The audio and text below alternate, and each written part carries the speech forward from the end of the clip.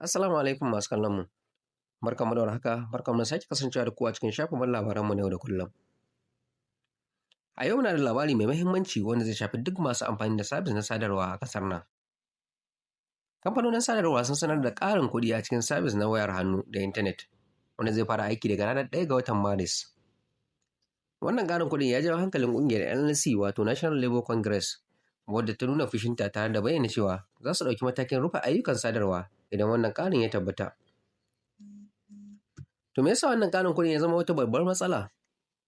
Kuma menene zai faru idan NLC ta aiwatar da wannan gargaɗi na rufe sabis na sadarwa? Ku biyo mu domin jin ƙarin bayani. A ranar Litinin ɗin nan da ta gabata, kamfanonin sadarwa na Najeriya kamar MTN, Airtel da Nine Mobile sun bayyana cewa za su ƙara ƙarin kuɗaɗen sabis na wayar hannu da intanet daga ranar 1 ga watan Maris. Wannan ƙarin kuɗin zai shafi kowane fanni na sadarwa daga kira zuwa intanet da kuma amfani da sabis na SMS wato saƙo. Sai dai wannan mataki ya jawo zafi daga ƙungiyar NLC, wacce ta yi martani mai ƙarfi game da wannan ƙarin. A cikin wata sanarwa, NLC ta bayyana cewa wannan ƙarin kuɗin zai jefa masu amfani da sabis na sadarwa, musamman talakawa, cikin wahala mai yawa, musamman ma a wannan lokaci da ake amfani da matsalolin tattalin arziki. Ƙungiyar ta kuma bayyana cewa ba za ta bari wannan abin da ba shi da adalci ya ci gaba.